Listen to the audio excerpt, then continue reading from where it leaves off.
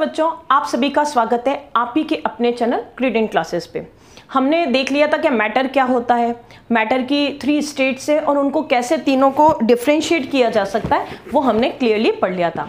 आज के इस टॉपिक में हम ले रहे हैं कि कैसे मैटर एक स्टेट से दूसरे स्टेट में कन्वर्ट होता है और क्या होता है उस समय। जैसे हमें पता है कि अगर हम किसी भी सॉलिड को हीट करते हैं तो वो लिक्विड में कन्वर्ट होता है। जैसे अगर आइस है तो आइस भी हीट एब्जॉर्ब करके किस में कन्वर्ट होती है, लिक्विड में कन्वर्ट होता है। यानी सॉलिड जब लिक्विड में कन्वर्जन होता है ऑन हीटिंग, इसको हम क्या कहते हैं, मेल्टिंग प्रोसेस कहते हैं और इसको फ्यूजन भी कहा जाता है। अब एक्चुअल में होता क्या है कि जैसे हमारे पास हमें कन्वर्जन करना है किसका, सॉलिड का लिक्विड में कन्वर्जन। अब जैसे सॉलिड है तो सॉलिड के जो पार्टिकल्स होते हैं वो बहुत ही क्लोज होते हैं, इनके बीच में इंटरमॉलिक्यूलर फोर्स क्या होता है, ज्यादा होता है। तो जैसे ही हमने इनको हीट दी, हीट देने पे क्या होंगे, ये जो पार्टिकल है इनकी काइनेटिक एनर्जी बढ़ जाएगी, इनमें मोशन शुरू हो जाएगा। यानी काइनेटिक एनर्जी तो ये वाइब्रेट करना शुरू करेंगे, मोशन करना शुरू करेंगे और अपनी फिक्स पोजीशन को छोड़ देंगे।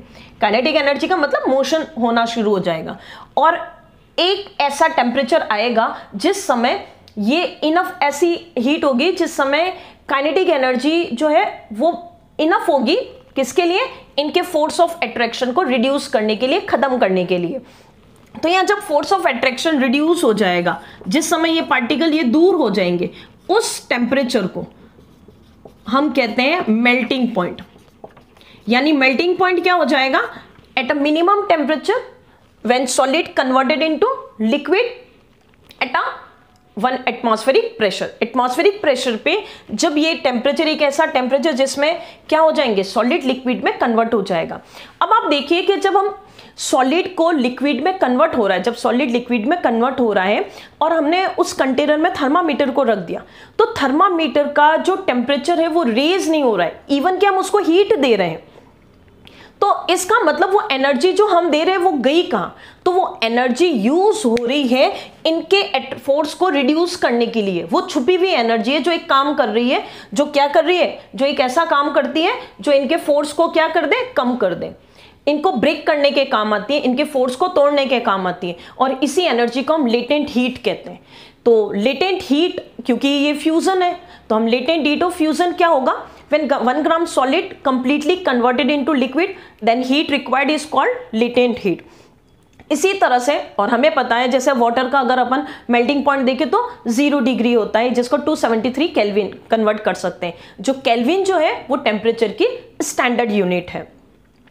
अब यहां देखिए, जैसे अगर हमें वेपोराइजेशन, सिमिलरली अगर वाटर किस में कन्वर्ट हो रहा है, ये जो लिक्विड है वो किस में कन्वर्ट हो रहा है, गैस में कन्वर्ट हो रहा है। तो यहाँ पे भी यही होगा कि जो पार्टिकल है वो बॉईल होना शुरू होते हैं। तो सबसे पहले जो गैस के पार्टिकल्स हैं हम उनको जब हीट देंगे तो इन पार्टिकल के बीच में force of attraction, kinetic energy बढ़ेगी और फोर्स ऑफ अट्रैक्शन रिड्यूस होगा, जिससे ये पार्टिकल क्या हो जाएंगे, और ज्यादा दूर दूर हो जाएंगे और गैस में कन्वर्ट हो जाएंगे। इस समय भी अगर हम एक वाटर को बॉईल, जब हम वाटर को बॉईल करते हैं और उसमें हमने थर्मामीटर रख दिया तो वहां 100 डिग्री से ऊपर टेम्परेचर नहीं जाएगा, रेज नहीं होगा टेम्परेचर। ऐसा क्यों होता है, क्योंकि वहां पे भी जो हम हीट दे रहे हैं वो जो छुपी हुई एनर्जी है वो छुपा के रखते हैं और ये जो छुपी हुई एनर्जी वो क्या काम करेगी, उन पार्टिकल्स को वेपर में कन्वर्ट करने का काम कर रही है। मतलब वो फोर्स को रिड्यूस करने के काम आ रही है, ना कि वो टेम्परेचर को बढ़ाएगी। तो इसी एनर्जी को, यानी ये जो छुपी हुई एनर्जी है, जिस समय 1 किलोग्राम जो लिक्विड है वो कन्वर्ट हो जाएगा कंप्लीटली गैसेस में, उस एनर्जी को हम क्या कहते हैं, लेटेंट हीट ऑफ वेपोराइजेशन, क्योंकि यहाँ वेपोराइजेशन हो रहा है। तो ये प्रोसेस चलता रहता है। अब आप देखिए कि एक और आता है कि अगर आपने सॉलिड को गैस में कन्वर्ट किया, अगर हम हीट करते हैं और हमारा solid directly converted into gases, जैसे कि कैम्फर, कपूर वगैरह को आप देखो कंप्लीटली कन्वर्टेड हो जाते हैं वो गैस के अंदर बिना लिक्विड में कन्वर्ट हुए।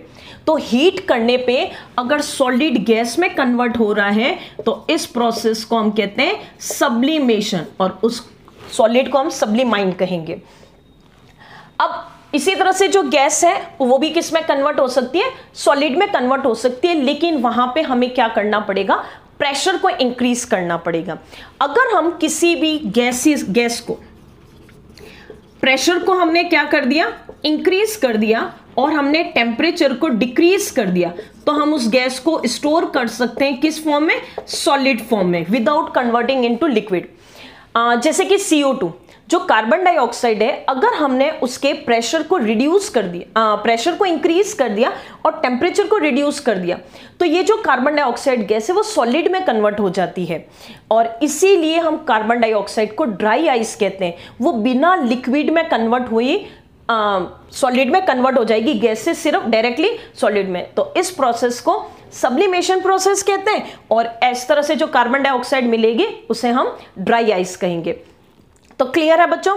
आप अपनी कॉपी में साथ साथ में लिखते रहिए ताकि समझ में आए। इसके अलावा आप हम NCERT की एक लाइन अच्छे से रीड करें, ताकि कोई भी डाउट हो, कोई भी पॉइंट हो आपको नहीं समझ में आए, तो आप हमें कमेंट कर सकते हैं। Have a nice day.